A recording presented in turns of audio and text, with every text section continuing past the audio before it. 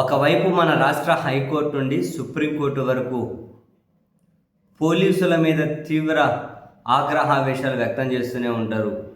వాళ్ళు చట్టాలను ఉల్లంఘిస్తూనే ఉన్నారు అని చెప్పి పదే పదే చెబుతూ ఉంటారు.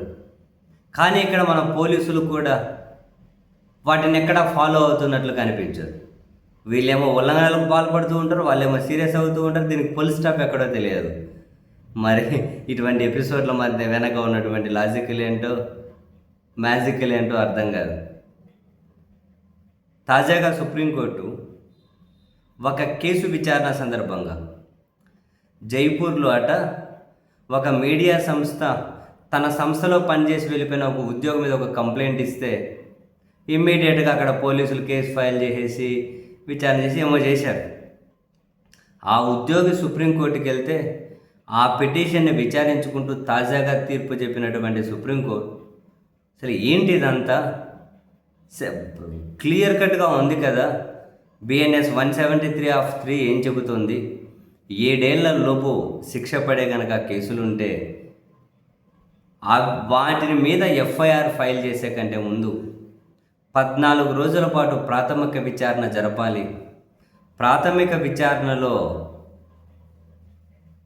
ఏవైనా ఆధారాలు దొరికి ఆ విధమైన ఆధారాలకు బలం దొరికిన తర్వాతనే ఎఫ్ఐఆర్ చేయాలి.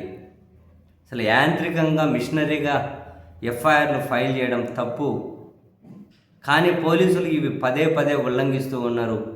అటువంటివి చూస్తూ ఊరుకోం అని చెప్పి సుప్రీంకోర్టు ఆ ఉద్యోగం మీద పెట్టినటువంటి ఎఫ్ఐఆర్ను కొట్టేసింది. పోలీసులు ఉల్లంఘిస్తూ ఉన్నారు. 7 ఏళ్లలోపు శిక్ష పడే వాటికి ఎఫ్ఐఆర్ ఫైల్ చేసే కంటే ముందు 14 రోజులు విచారణ చేయాలి. విచారణలో ఆధారాలు లభ్యమైన తర్వాత మాత్రమే ఫైల్ చేయాలి ఎఫ్ఐఆర్ అని. కానీ ఇష్టం వచ్చినట్లు పెట్టేసి కక్ష సాధించడానికి ఉపయోగించుకుంటున్నారు అన్నది సుప్రీంకోర్టు.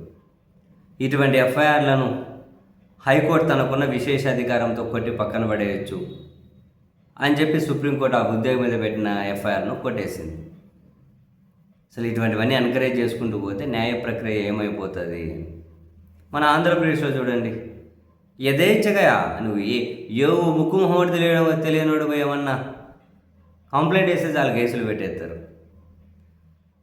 అరే మద్య ప్రభావం పెరిగిపోతుంది, బెల్ట్ షాపులు పెరుగుతున్నాయి అన్నామంటే అయిపోయాయి. దాని మీద ఎవడో పోయి కేసు పెడితే దాని మీద ఎఫ్ఐఆర్ పెట్టేసి విచారణకు రమ్మని అవి కేసులు పెడతారు. అరే ఇరాన్తో యుద్ధం వల్ల గ్యాస్ కొరత ఇబ్బంది అవుతుంది, గ్యాస్ కొరత చాలా ప్రభావం చూపెడుతుంది అన్నామంటే ఇంకెవడో దాని మీద పోయి కంప్లైంట్ ఇస్తారంటే దాని మీద కేసులు పెట్టేస్తారు. ఇంక అసలు నువ్వు నోరు తెలిసి ఏం మాట్లాడి ప్రతిపక్షాలను కక్ష సాధించడం కోసం, వాళ్ళని వేధించడం కోసం ఎఫ్ఐఆర్లు ఫైల్ అవుతూ పోతూనే ఉంటాయి. అసలు వీళ్ళు ఉల్లంఘనలకు పాల్పడుతున్నారు అని చెప్పి మన హైకోర్టు కూడా చాలాసార్లు చెబుతుంది. హైకోర్టు చెబుతుంది, సుప్రీంకోర్టు చెబుతుంది. వీళ్ళేమో ఉల్లంఘనలు యథేచ్ఛగానే పాల్పడుతూ ఉంటారు. అందరికీ కనిపిస్తూ ఉంటుంది కదా. అరెస్ట్ చేసిన వాళ్ళు రోడ్డు మీద మార్చి చేసి తీసుకెళ్ళకూడదు, ఎలా వాళ్ళు ఎవరైనా పర్వాలే. కానీ యథేచ్ఛగా రోడ్డు మీద నడిపించుకొని తీసుకుంటూ వెళ్ళిపోతుంటారు. ఏమంటే ఏం వాహనాలు ఇవ్వలే మాకంటారు. అంటే ఇంత ఈజీగా మరి న్యాయస్థానాలు వీటికి ఫుల్ స్టాప్ పెడతాము అంటారు. ఎప్పుడు ఎక్కడ ఎలా పెడతారో తెలియదు. ఇప్పుడు సుప్రీంకోర్టు ఇంత సీరియస్గా తీర్పు చెప్పింది కదా. తర్వాత అదేమైనా కనుక మళ్ళీ అమలు అవుతుందా చూద్దాం తర్వాత.